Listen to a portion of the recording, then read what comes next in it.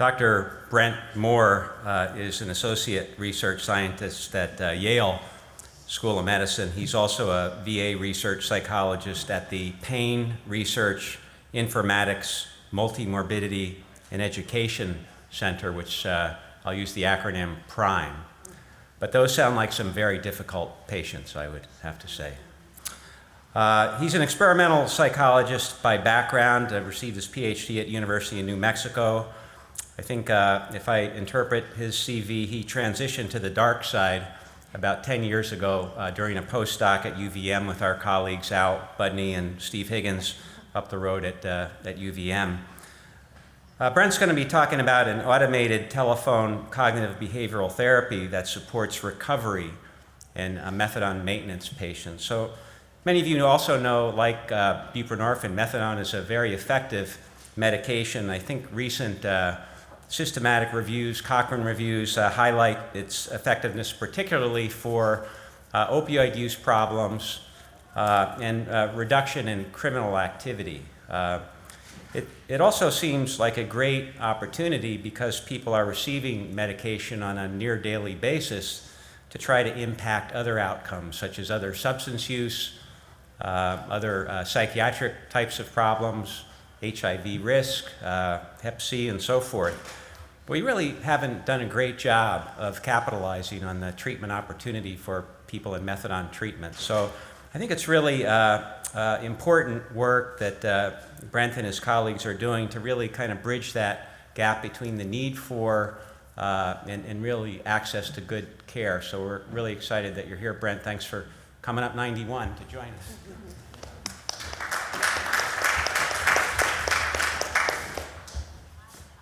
And I'll get that review to you just in a couple days.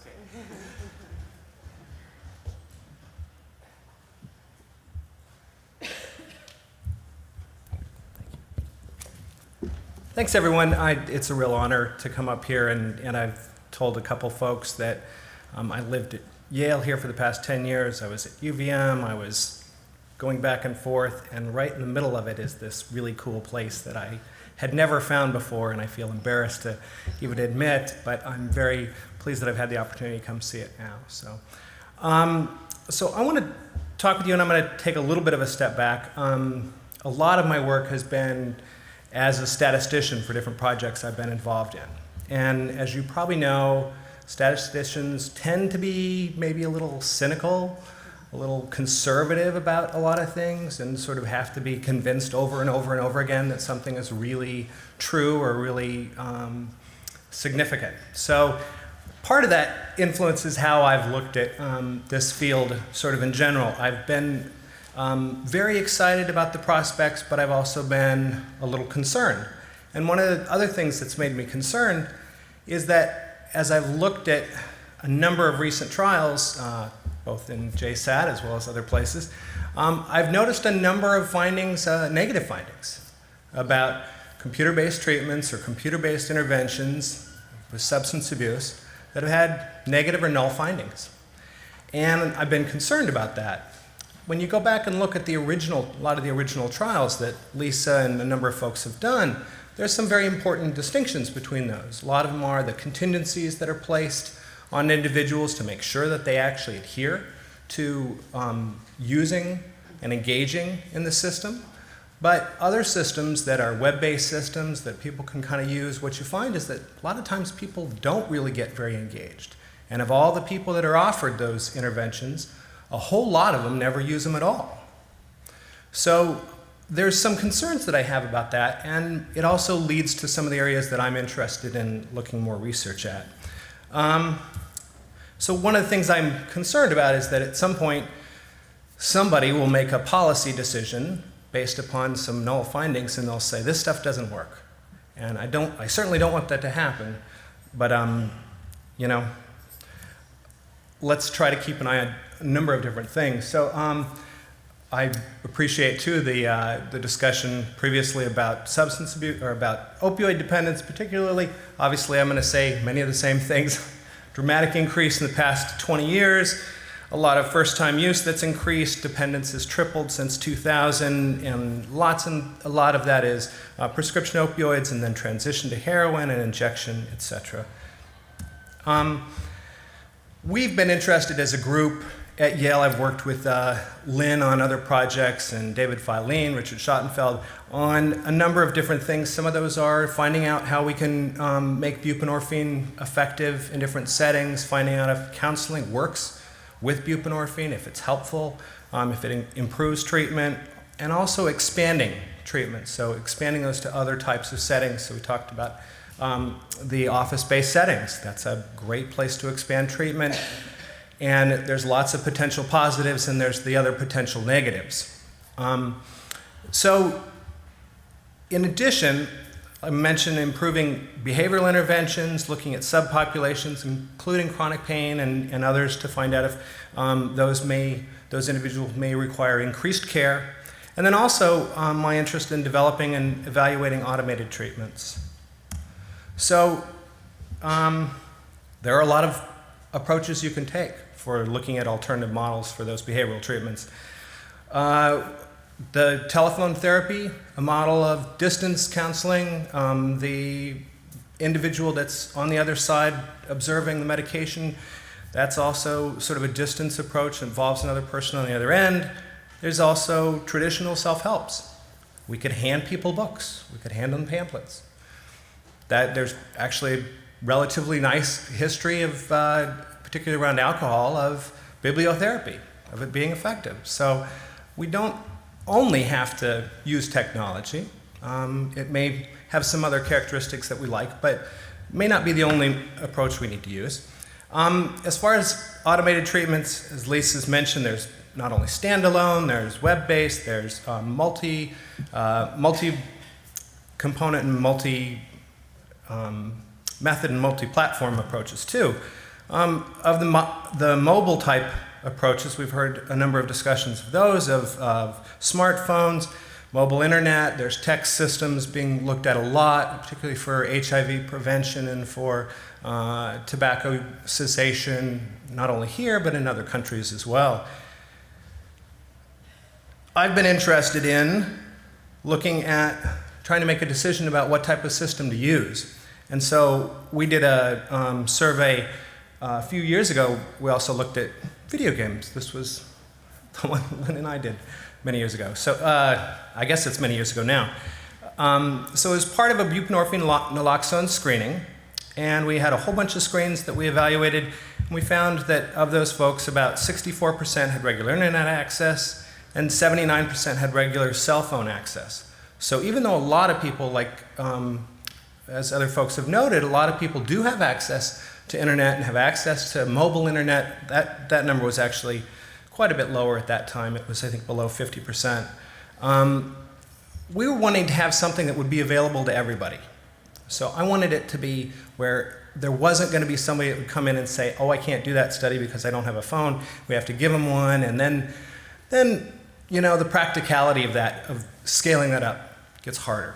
So we wanted something everybody can use. So we went to an old technology, interactive voice response, okay? IVR system. And therapeutic IVR system has a lot of the same benefits that Lisa's brought up before. Low cost, mobile, you can use it anytime you want, whenever you want to, from either your cell phone or from another phone. It's highly accessible. You can use it anywhere, rural, remote. Also places that don't have access, cell access, and that sort of thing often tend to have ability to have access to those as well. It's what I like to call low high tech. It doesn't feel like it's high tech at all. It's the system that everybody reaches when they dial any company anywhere. It's the phone tree system. So it's not intimidating, it's not scary, but it actually can have a lot behind it. So it can have a lot of capabilities of any computer-based program. So it's also easy to adapt and change the content based upon the feedback and updates in the science, which we've actually found very useful. So as a number of folks have mentioned, the development process is very important. One of the reasons I was concerned about the the issue of lots of studies that might not show effectiveness, there's sort of two things kind of come out of that. The first is that the development is important. And the second thing I'll talk about in a bit is that it's also important to evaluate factors that influence how much people get engaged with systems. So the development procedure, other folks have sort of talked about their development procedure being very systematic, very consistent in that approach, and also doing a number of things that you can't do because you're not doing something face-to-face with a client to figure out what their response is at that moment. When you're developing a behavioral treatment as a psychotherapy, you're getting constant feedback from that person. So you're constantly writing notes about how they're responding to something and how they're changing. We don't have that. So we have to do it different. So we need to set some very clear approaches and be very systematic about it. And I think the other thing we have to do is we have to set some a priori expectations or guidelines. And so a lot of that is the criteria that we set. And there's no magic to that. As I was saying, the 90% for acceptability and for those different criteria for his, that sounds perfectly reasonable. But there's no magic number that we have to choose. We just need to be reasonable and consistent about what we're saying. So I'm going to walk you through the process we did. And the reason that there's two little paths there is that we did this both for buprenorphine and that context and setting, and then we also did it for methadone. And the reason we followed the same process instead of just sort of combining them all together and saying they're all opioid agonists, we should just do them together, is because the contexts actually have some differences. So the systems ended up being different. And I think that process for me has made me think more later about, well, what are the other factors that may influence whether it would work in another setting and how we might need to tailor or customize not just for the individuals, but for the organizations as well. So the approach we did was we started with generation and editing, and this is, it should be theoretically based. So everyone here has been talking about that. You have a theoretical base, you generate, you create the system. We've done a process like many folks of saying it's going to be reviewed and it's going to be acceptable or going to be at a particular reading level, or in this case, it's a listening level because it's all just audio, which is actually, you can get away a little higher with listening level than you can with reading level. So people understand and hear slightly differently. So you start with that, and then what we did in our process is we did counselor acceptability and feasibility testing and recommendations, and then we did a series of modifications based on that. We did both qualitative and quantitative approaches for those. Then we evaluated experienced patients, similar to other folks who've sort of, finding out from the folks that have that experience of a period of abstinence under their belt, that are experienced within recovery, what do they think of it? What is their feedback that they have? And then we had criteria for both of those. For us, our criteria that we used was that twofold, acceptability and feasibility. So the acceptability was that 50% of the ratings would be 4 or 5 on our rating scale up to 5. And that's for interest, helpfulness, and ease of use. And then we set a feasibility criteria, which was, we were saying that we would expect it to be used daily basis, so we wanted to see that it would be used more than half of the days. So that was how we set that. And that over a time period that they would use it for at least, over a 2-week time period, they would use it for at least an hour of total time. And then we did a randomized pilot after that with patients that were new to the system, make additional modifications and edits as we saw we needed after that. So, not surprisingly, this is a little bit more about the acceptability and feasibility. The acceptability of 4 or 5, 50% of 4 or 5 ratings of interest, helpfulness, and ease of use. And then over a 7-day period, that the majority of patients would have greater than 30 minutes of system contact time, and that the majority of patients would call the system on more than 50% of the days. I didn't have a magic, idea of that criteria should be. Felt it should be something. After we did our initial period, we did a number of modifications. For us, everybody hated the machine-generated voice. They just despised it. If there was nothing else that they said, don't do the machine voice. We hated it. Now, it was not as good as the one with the smoking, so yours was a lot better than ours, but I still think they had a very tight ear and they didn't like that at all. So, and I think it is different, because it's, if it's just the only thing you've got, you're just listening to it, and it's not the same as something you're reading while you listen to.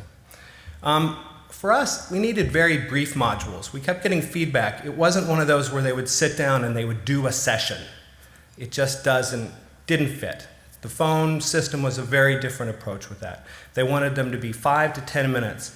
And they also wanted to be able to have them access at any point in time, and they wanted it more specific to their needs at that time period, which I also think is interesting, because that relates to the EMA type things where, people are using it at the time that they need it. So the function of treatment, the function of these systems is different than it is with the traditional me thinking of the therapy sort of approach.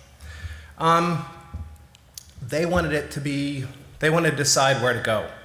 So we didn't say, you're going to do this, then you're going to learn this, then you're going to do this, then you're going to do this. They didn't like that. You do this module, then you do this module, then you do this module. They just wanted to go where they wanted to go. So that's the approach that we took. I'll talk a little bit more later about sort of how you might combine that a little bit more. We have activities and skills practice. I'll tell you a little bit more about that. We like the language simple.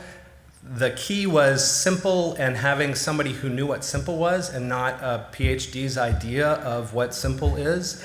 They don't like dumbed down. That's not good. I'm pretty good plain language speaker, but there were some doozies I had, so I'm very glad that I had support with that. And they wanted it interactive and engaging. So we actually added some other components to sort of make that more engaging for folks. And part of that was encouragement section, which was sort of an extra bit of things, which I think some folks have talked about things like it, sort of, and we're sort of looking more at things like stories of people who've been doing this a long time, that sort of thing. But we had speeches, we had little songs, we had jokes, we had bad jokes, a lot of bad jokes, and other stuff that, yes, you can get them anywhere, but they were here. So this was the structure of the system that we looked at initially, and they all have a secure login. I'm very concerned about security for my patients. They don't want someone else picking this up and pressing it and finding out what they're doing. So we've had a lot of sort of paranoia about apps and how they can make that work. So for us, what we did was they have a secure login, and then they can go to an introduction for first-time callers, explains what to expect of the system.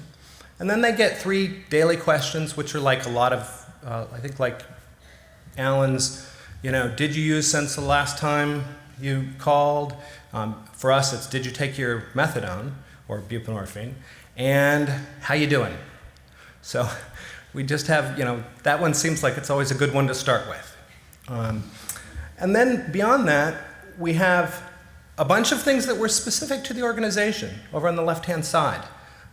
Folks found that very helpful and useful to have sort of one place they know they could get at least a number forwarded, or a phone number, or contact information, or just some general information. So we embedded that within that for this organization. And then we broke it up into what we call learning and activity sections. And let me give you a little bit more detail of that. It was based on the learning modules. There were different ways they were done. They were started with didactic presentations, which was just a description of what the what is urge surfing? So just a description of what urge surfing is. And then we had these different layers. And we had these role-played type presented scenarios in 3 layers of increasing interactivity. And we called these the learn, choose, do, because I'm within a medical school and I'm following the C1, C1 do one, teach one. So that got me thinking that way. So we had the learn modules, which were individuals would get feedback about making the correct choice of the different options to make sure that they were actually learning it. So we're following like other folks have done as well. To choose the best option among multiple choice options. And then to do, where they actually record their own voice. If it's looking at something like drug refusal, they record themselves and then they rate themselves on it afterwards. And folks seem to like that. It's a slightly different thing. They're in charge of deciding whether they think, they did a good job. Individuals for the learn and choose, they get positive feedback for the correct responses, and they get corrective feedback. It's not punishing, but it's corrective for the other creative responses. And I think, like all of us, sometimes you press the other one just to kind of hear what it has to say. And you learn something with that too, so that's good.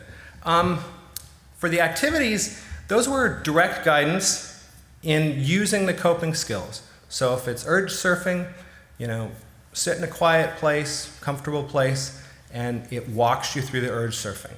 If it's relaxation, it walks you through relaxation. You can get a CD at the bookstore and you can follow, there's lots of those around, but this one is just right there for them. So there's relaxation exercises, mindfulness.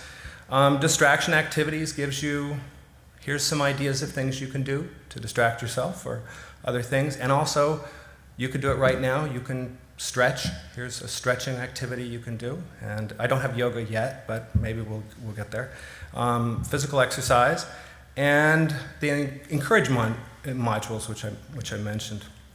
Feasibility that we did with both buprenorphine and methadone patients was high. We did get greater than 30 minutes of contact time over that 1 week, 7-day period. In fact, it was more than, I had thought, 76 minutes for the one condition, 82 for the other, not conditions, those individuals, populations. And a lot of the calls were more than 50% of the individuals called and more than 50% of days, but the mean call length is about that 10 to 12 minute range, and that's pretty consistent over all these. This is something I found very interesting. When they call is all over the map. It's all different times. So I apologize that the time period there is sort of crazy to see, but the time of day is on the left there, and the 12 that's noon, and at the top is midnight, and the bottom is the middle of the morning. So as you can see, the little box just sort of gives you that idea of when our clinic was open. And there's all the calls that they make at all the other times. So a lot of calls on the weekend, a lot of calls in the middle of the night, a lot of calls late in the day. So they're using it a lot of different time periods. We did a brief 4-week trial. We evaluated whether individuals received recovery line access plus treatment as usual. In other words, they were receiving their methadone services as per usual. They were supposed to receive groups on regular occasion. They had to have at least one group per month, and then they had other services that they could attend. Or they just received treatment as usual. All individuals were currently prescribed methadone. They had used illicit drugs in the past 30 days, and or had evidence of a urine screen toxicology or self-report. So this is, I think, interesting because it's not just purely opioid dependence. It is the polysubstance use. It's the additional substance use on top of the opioid dependence. So in New Haven, a lot of cocaine still very common. They also needed to understand and read English. I know a number of folks are looking at Spanish versions. I had a great Spanish speaker research assistant who told me, no, we're not going to do that because it's too many things change. So I wasn't ready to jump in there. We excluded folks who suicidal or homicidal, met diagnosis for bipolar or psychotic disorder, had any medication complication that precluded participation. People used the system. They used it pretty well. 14 calls out of 28 on about 10 days. We told them to use it every day. They didn't. Not even quite every other day. And then the variability of that is, as you can see those standard deviations, it's pretty wide. So some people used it hardly at all. Others used it a lot. The total minutes, mean for total minutes, 121, that's about double what it was for the 1 week. So there's a bit of a drop off over time. The calls are still brief, 9 or 10 minutes here. And a lot of them still outside the clinic hours, 58% of them outside the clinic hours. They did access a whole range of our different things, so we didn't have certain areas that they never accessed at all. They accessed each of those different areas that we sort of were thinking, and we put them on there, right? So we sort of hoped that we would access them. And they provided ratings of the system or of the components within it, and those were generally pretty good. Do they really use it? Okay, so 83% reported drug use on 1 or more calls. They're calling into the system and they're reporting that they're using drugs. They don't have to report this at all. There's nothing that says it. So for me, that's actually kind of a good thing, that they're actually reporting it. It means that maybe they're going to use the system for what we were hoping it would be for, that it would be a way for them to help move away from that use. 50% of them reported use on 4 or more calls. So, okay, well then, boy, we ought to start moving that, right? So the drug use was reported on 32% of the calls, and then comparing the calls when patients denied drug use. So this is messy kind of way to do a follow-up of, but if you compare the calls in which patients denied drug use to those in which the patients reported use, those that they used it for longer period of time for the call. They're also more likely to occur during hours that the methadone clinic was closed, suggesting that maybe they're using it when they need it. And they didn't differ on the time since the last time that they had called. On calls that they reported drug use, callers were more likely to access modules related to understanding drug use patterns and dealing with withdrawal and craving. That, for me, is exactly what we were hoping. They'll actually use the parts of the system that seems like they would be most useful. Findings summary over the 4 weeks are that we had high treatment retention and satisfaction, no significant differences in urine screens. 4 weeks, hard to kind of get that, not a large sample. We had similar utilization of other treatment services and no significant differences in retention. Where we did see some differences are on self-reported days of cocaine use. Recovery line condition had fewer days of self-reported cocaine use. They had a greater ratings of effectiveness of coping behaviors. So they were saying that their coping behaviors had improved, which I was totally surprised with. And they were more likely to report abstinence on days that they used the recovery line. Ratings of acceptability were high for the system itself. So I'm interested now, I've got a system where they used it some, used it pretty good, but it seems like if they were to use it more, or if they were to use it for a longer period of time, could be better. So one of the things I'm very interested in is what are the factors that are really influencing the extent to which people are engaged?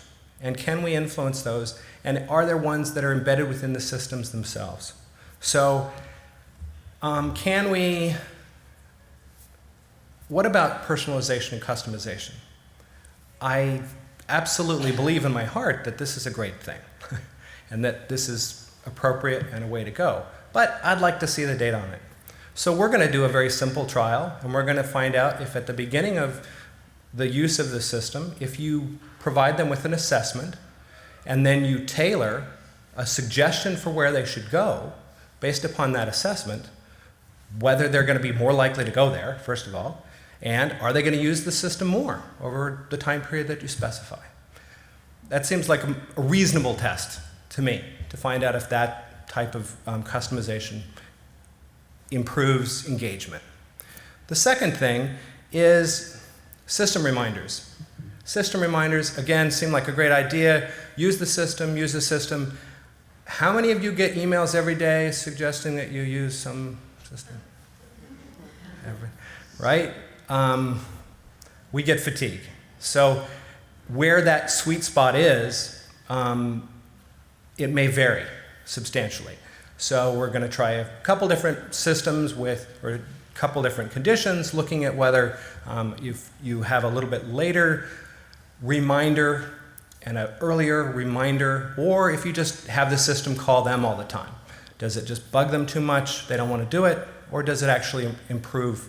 Which of those conditions might actually improve people, their engagement? And then the other thing we're going to look at is the content of message reminders.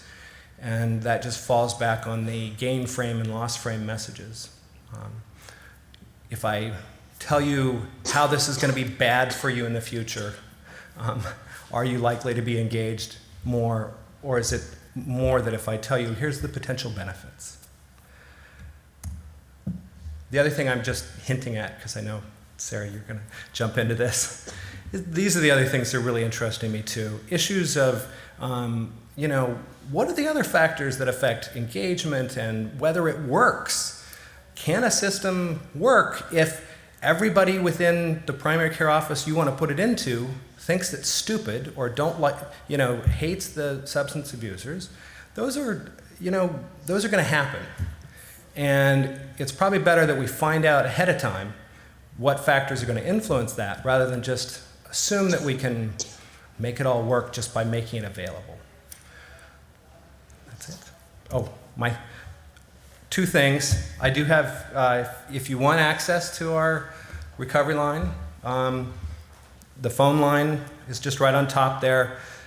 Actually, you can put any numbers you want in there for the passcode, and there's 2 questions that ask you. You can put in whatever you want, and you'll get access. And then we have a little mobile version of that, My Recovery Help, which has a few of these same modules with that info too. Those will be available for a while, and if you want them extended, you could just email me. And my thank yous.